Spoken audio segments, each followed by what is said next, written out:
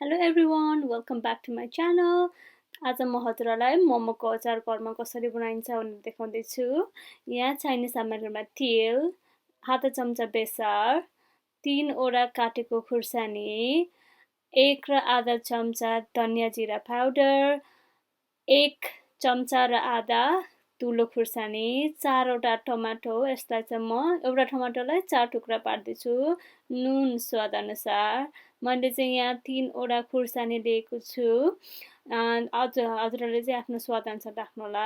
त्यो कागती चाहिँ म अन्तिममा राख्छु। मैले एउटा सिङ्गो सानो प्याज लिएको छु, यसलाई पनि म क्युबमा काट्ने छु। हजुरहरूलाई चाहिँ मसिनो गरेर काट्न मन लाग्छ भने मसिनो गरेर काट्दाखेरि हुन्छ। धनिया चाहिँ म अन्तिममा राख्दैछु।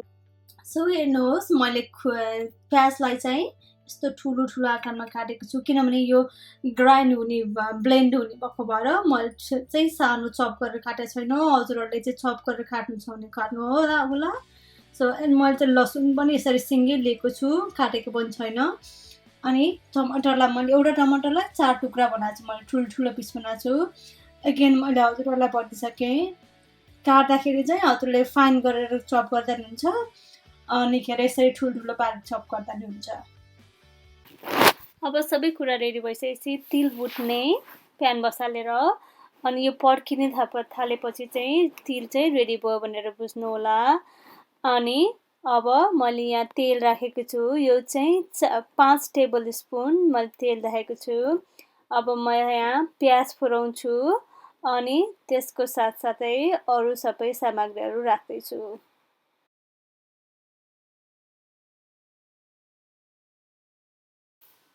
अब मैले यहाँ टमाटो, खुर्सानी र बेसार राखेर चलाउँदैछु। यसलाई लगभग 1 देखि 2 मिनेटसम्म चलाउने अनि त्यसपछि भएको जति सबै मसलाहरू राखेर यसलाई छोपेर 1 देखि 2 मिनेटसम्म छोपेर पकाउने। यसलाई धेरै बेरसम्म पकाउनु चाहिँ पर्दैन।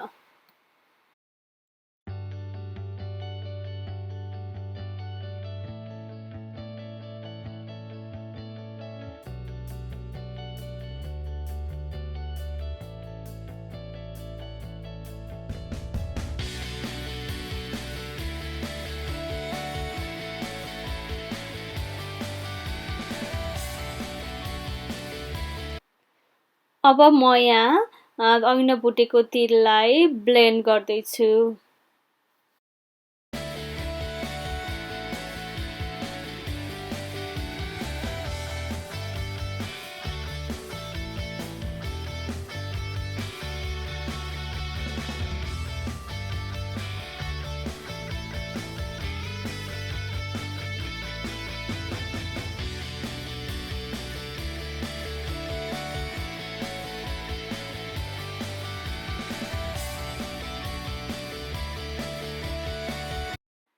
अब यो ब्लेन्ड भइसकेपछि म यहाँ धनियालाई राखेँ।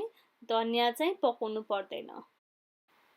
यो टमाटो रेडी भयो। अब म यसलाई ब्लेन्डरमा ट्रान्सफर गर्दैछु।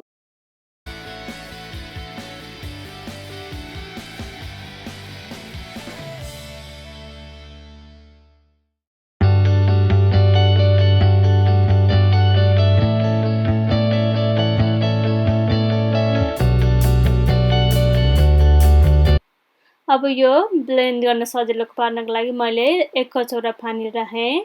अब ब्लेन्ड गर्ने। अब यो रेडी भयो, म निकाल्दैछु। हजुरहरूले चाहिँ कतिको बाक्लो मनपर्छ त्यसमा पानी एडजस्ट गर्न सक्नुहुन्छ। हेर्नुहोस् त कस्तो राम्रो देखिएको छ। आशा छ हजुरहरूलाई मेरो यो भिडियो मन पर्यो होला। लाइक, कमेन्ट र सब्स्क्राइब गर्न चाहिँ नबिर्सनु होला। फेरि भेटौँला। अहिलेको लागि नमस्ते।